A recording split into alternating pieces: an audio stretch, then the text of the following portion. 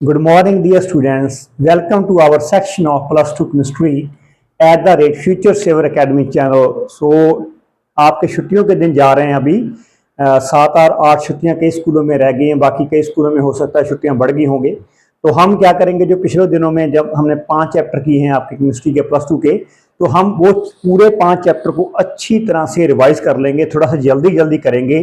तो पहला चैप्टर हम स्टार्ट कर रहे हैं सोल्यूशन। तो स्टूडेंट हमारे channel at the rate future saver academy को जरूर सब्सक्राइब कर लीजिए। यहाँ पर चैप्टर 1 सोल्यूशन हमने शुरू किया है, जिसमें सोल्यूशन में से सोल्यूशन की मेजरमेंट करने के जो बहुत सारे तरीके हैं, मेथड्स हैं, वो हम डिस्कस करेंगे। पहला मेथड है आपका मास परसेंटेज।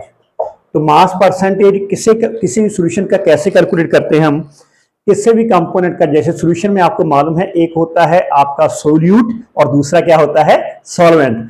तो कंपोनेंट, किसी भी एक कंपोनेंट का मास परसेंटेज सोल्यूशन में क्या होगा, it is the mass of the component पर 100 gram of the solution.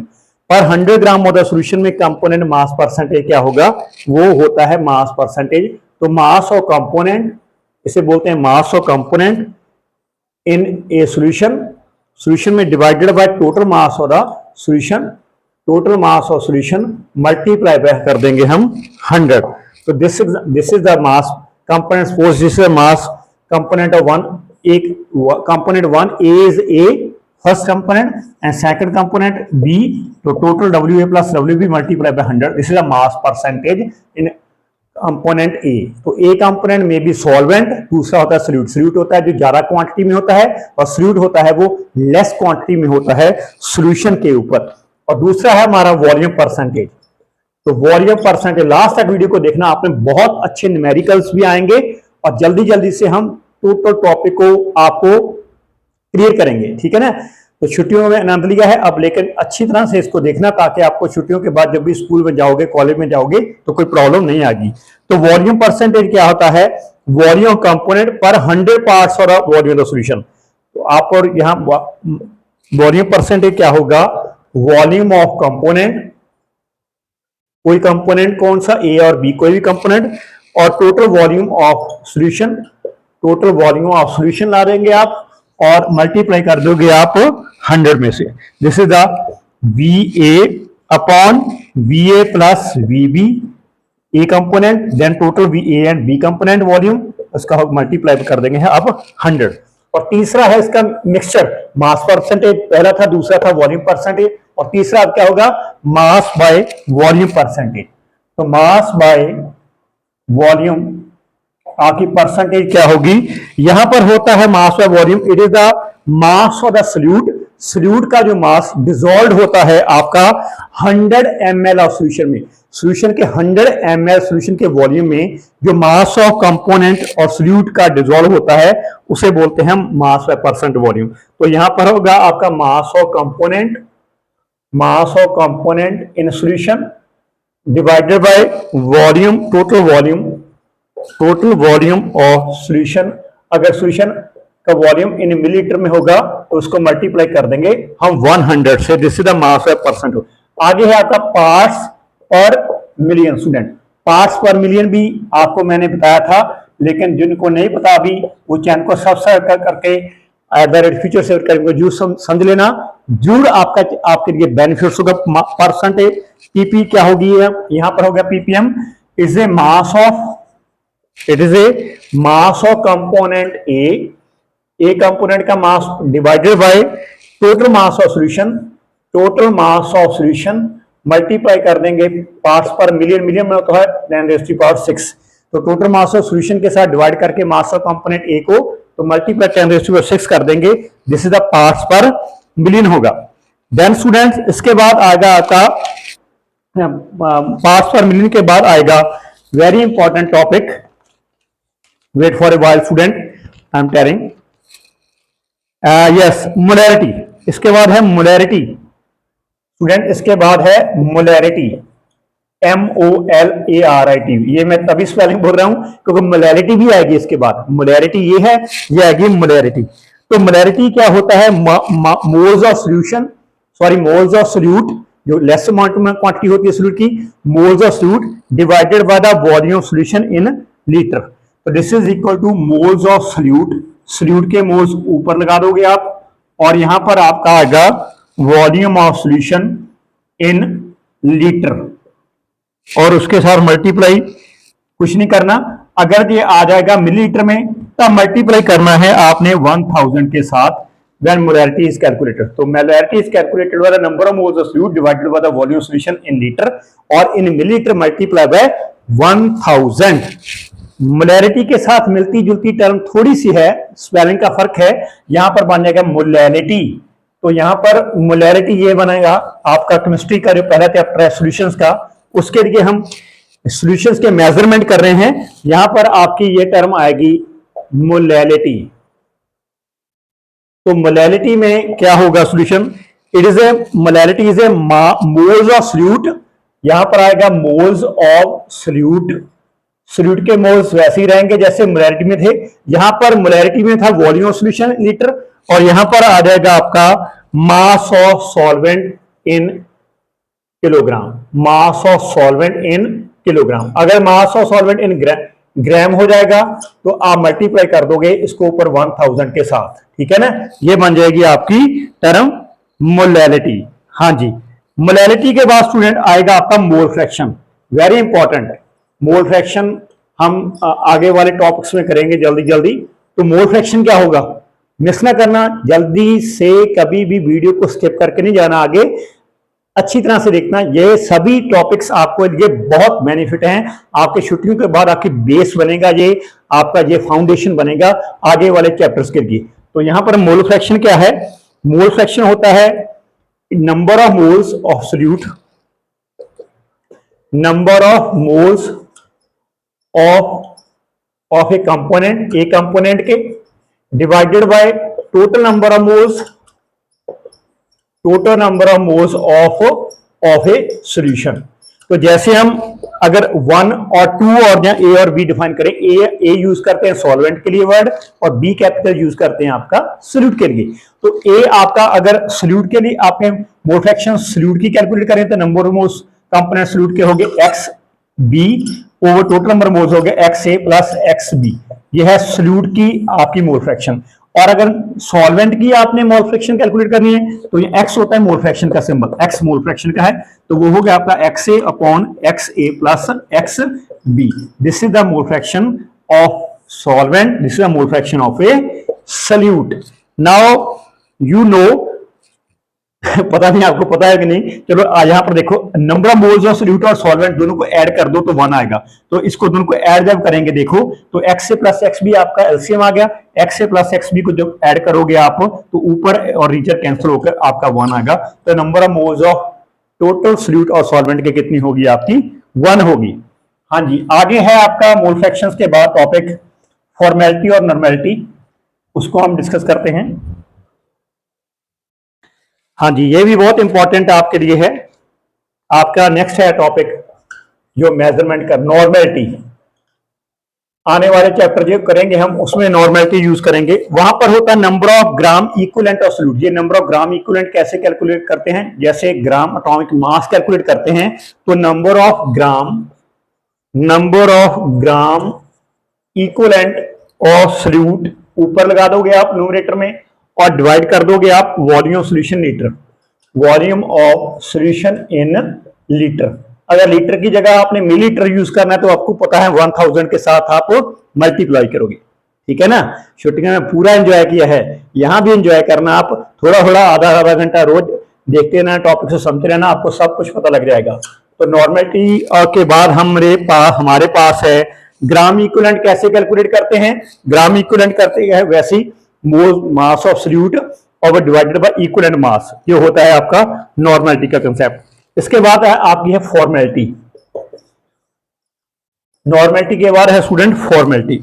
Formality होता है number of formula mass, number of formula mass किसका, सॉल्यूट का ही होगा, number of formula mass of solute, और डिवाइड किसके साथ कर दोगे आप, volume of solution in litre. तो volume of solution in litre, इनको डिवाइड कर दो, आपके पास फॉर्मेलिटी आ जाएगी, ठीक है ना। तो ये आपके लिए टर्म्स ही। इसके बाद हमारे पास जो टॉपिक आएगा, अभी आ रहा है, वो है हमारे पास solubility of gases in liquids. तो हम सॉल्युबिलिटी को डिस्कस करेंगे कि सॉल्युबिलिटी क्या होती है, आपका सॉल्युबिलिटी की डेफिनेशन क्या बनेगी। तो हमारा ये पूरे 7-8 दिनों का जो पूरा गोल्डन टाइम है ना, तो आपको सब कुछ बता देगा, सभी 5 चैप्टर आपको अच्छी तरह से रटा देगा। तो यहां पर आ गई आपकी सॉल्युबिलिटी टर्म, और सॉल्युबिलिटी में हमारे पास इंपॉर्टेंट है solubility of gases and solubility of solids in liquids. Liquid में सॉल्युबिलिटी, और लिक्विड की सॉल्युबिलिटी इन गैसेस में, और सॉलिड की सॉल्युबिलिटी इन गैसेस में। हाँ जी, सॉरी, सॉल्युबिलिटी ऑफ गैसेस की और सॉल्युबिलिटी ऑफ लिक्विड की इन लिक्विड्स में डिस्कस करेंगे। हाँ जी, सॉल्युबिलिटी होता क्या है, जो मैक्सिमम अमाउंट ऑफ किसी भी सॉल्यूट की मैक्सिमम अमाउंट जो किसी given specific amount of solvent में घुल जाती है, उसमें डिसॉल्व हो जाती है, उसे बोलते हैं हम सॉल्युबिलिटी। तो solubility of solid in liquids में डेसोलेशन प्रोसेस काम करता है। इसी तरह ही सॉलिड जो सॉल्यूट और सॉल्वेंट ऐड होते हैं, ये देखते हैं हम देखते हैं ये सॉल्यूट है यहां पर आपका, और वो सॉल्वेंट में डिसॉल्व हो रहा है। तो अगर तो ये प्रोसेस हो गया डेसोलेशन का मतलब होता है जब सॉल्यूट सॉल्वेंट में डिसॉल्व हो गया, तो वहां पर बन गया आपका सॉल्यूशन। और अगर सॉल्यूशन का प्रोसेस ही क्रिस्टलाइजेशन हो गया, तो क्रिस्टलाइजेशन में क्या होगा, जो सॉल्यूशन बना था उसमें सॉल्यूट और सॉल्वेंट अलग अलग पड़ जाएंगे, वो होगा क्रिस्टलाइजेशन का प्रोसेस।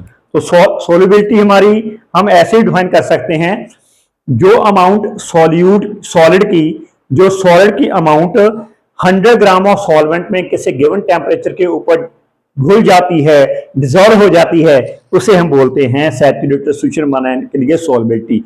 सैचुरेटेड सॉल्यूशन को फॉर्म करने के लिए जब 100 ग्राम ऑफ आपका सॉल्वेंट लेकर उसमें जो सॉलिड डिसॉल्व हो जाता है, वहां पर अमाउंट आती है वो सॉल्युबिलिटी। तो कौन कौन से फैक्टर हैं जो सॉल्युबिलिटी को अफेक्ट करते हैं, हम ये डिस्कस करेंगे। इफेक्ट्स और factors, you can say factors affecting solubility. हाँ जी, एक तो होता है पहला स्टूडेंट नेचर ऑफ, अच्छी तरह से समझना, इसको मिस ना करना, स्किप ना करना, और आपको नहीं तो कुछ पता नहीं लगेगा। Nature of solute and solvent और सॉल्यूट की नेचर। दूसरा है आपका टेम्परेचर डिफेक्ट करता है, और तीसरा जो आगे होगा देखते हैं। हाँ जी, सॉल्यूट और सॉल्वेंट की नेचर कैसे इफेक्ट करती है किसी भी सॉलिड की लिक्विड में सॉल्युबिलिटी को। हाँ जी, आपको पता है कि जो लाइक टर्म होती हैं वो लाइक टर्म में डिसॉल्व करती है। जैसे जो क्रिकेट देखते हैं उनको क्रिकेट खेलने का चांस शौक ज्यादा होता है। जो मीठा ज्यादा खाते हैं तो उसको मीठा बनाने का भी शौक ज्यादा होता है, खरीदने का भी शौक। मतलब हर एक नेचर में अपनी अपनी नेचर पसंद करती है। आपको बोल सकते हो कि जैसे कोई पोलर सब्सटेंस होंगे, जो पोलर सॉल्वेंट्स होंगे जिनमें पोलर मॉलिक्यूल्स होते हैं, पोलर मॉलिक्यूल सॉल्वेंट में पोलर ही सॉल्यूट मॉलिक्यूल डिसॉल्व होंगे, ये होगी नेचर। ये नेचर होगी आपकी सॉल्यूट और सॉल्वेंट की। नॉन पोलर में नॉन पोलर डिसॉल्व होंगे, पोलर में पोलर डिसॉल्व होंगे, ऐसे सिमेट्री लाई करती है। और टेम्परेचर का इफेक्ट क्या है यहाँ पर, टेम्परेचर समटाइम्स बढ़ने के कारण और कम होने के कारण सॉल्युबिलिटी इंक्रीज और डिक्रीज करती है। ये सॉल्युबिलिटी का बिहेवियर अलग अलग डिस्कस होगा। तो पहला हम temperature solubility most of the substances के लिए क्या होंगे वो देखते हैं। डेसोलेशन प्रोसेस इंडोथर्मिक होता है। यहाँ पर जो प्रोसेस है ना, डेसोलेशन प्रोसेस, यहाँ पर इंडोथर्मिक होगा। इंडोथर्मिक का मतलब होता है जिसमें enthalpy of solution delta H solution की वो ग्रेटर देन 0 हो। और इंडोथर्मिक प्रोसेस के लिए जो टेम्परेचर बढ़ने के कारण सॉल्युबिलिटी बढ़ती है, ठीक है ना। और सॉल्युबिलिटी सॉलिड की कम कहां होती है, डिक्रीज कहां होती है, वहां पर सॉल्युबिलिटी लाइक लिथियम सल्फेट में होती है। जो लिथियम सल्फेट वगैरह जैसे केमिकल है, कंपाउंड है, यहां पर टेम्परेचर बढ़ने के कारण सॉल्युबिलिटी कम होती है और सॉल्युबिलिटी का बिहेवियर पहले फैक्टर का अलग होता है। सॉरी, तो आगे है आपका सॉल्युबिलिटी इरेगुलर बिहेवियर भी देती है। समटाइम्स टेम्परेचर बढ़ने के कारण सॉल्युबिलिटी कम हो जाती है, समटाइम टेम्परेचर कम होने के कारण सॉल्युबिलिटी ज्यादा हो जाती है। फॉर एग्जाम्पल ये सॉल्युबिलिटी ट्रांजिशन टेम्परेचर के ऊपर डिपेंड करती है। ट्रांजिशन टेम्परेचर वो टेम्परेचर होता है जहां पर सॉल्युबिलिटी का जो बिहेवियर है, जो नेचर है, उसकी उल्ट हो जाती है। जब टेम्परेचर बढ़ रहा था तो सॉल्युबिलिटी बढ़ रही थी, जब टेम्परेचर कम हो रहा था तो वहां पर एक ट्रांजिशन स्टेट आई जहां पर एकदम चेंज आ गई, वहां पर सॉल्युबिलिटी जो है वो कम होने शुरू होगी। तो ये है आपका इफेक्ट ऑफ टेम्परेचर। अब तीसरा मैं इफेक्ट ऑफ प्रेशर आपको बता दूं कि प्रेशर का इफेक्ट क्या होगा।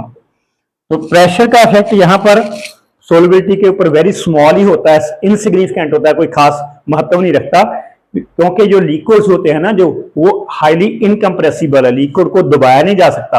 अगर लिक्विड को दबाया नहीं जा सकता तो प्रैक्टिकली उनका इफेक्ट वहां पर अनफेक्टेड ही होता है। मतलब आप एक एग्जांपल ले सकते हो, कोई 500 एटमॉस्फेरिक का प्रेशर अगर अप्लाई करें, 500 एटमॉस्फेरिक का प्रेशर अप्लाई करें, तो सॉल्युबिलिटी थोड़ी बहुत ही कम होगी या बदलेगी, वो 2% ही होगी सॉल्युबिलिटी की रेंज के ऊपर।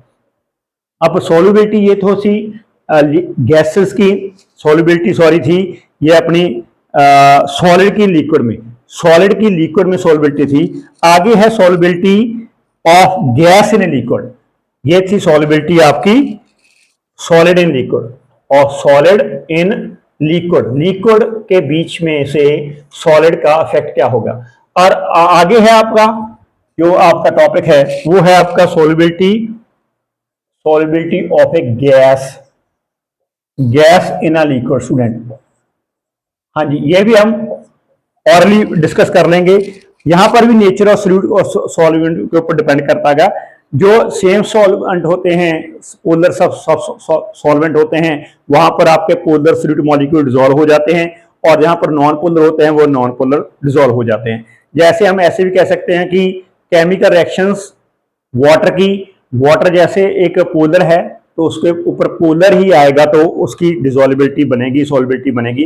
टेम्परेचर का इफेक्ट यहाँ पर डिक्रीज करता है, यहाँ पर टेम्परेचर बढ़ने के कारण सॉल्युबिलिटी डिक्रीज होगी, बिकॉज गैस जब भी सॉल्वेंट के साथ मिलेगी तो वहां पर सोल्यूशन बनेगा और हीट बनेगी, और हीट बनने के कारण हीट जब बाहर निकलेगी सोल्यूशन से हीट बाहर निकलेगी तो वहां पर सॉल्युबिलिटी कम होगी, क्योंकि गैस बाहर निकल रही है, मींस उसका इफेक्ट सॉल्यूशन के अंदर कम पड़ रहा है तो उसकी सॉल्युबिलिटी डिक्रीज कर रही है।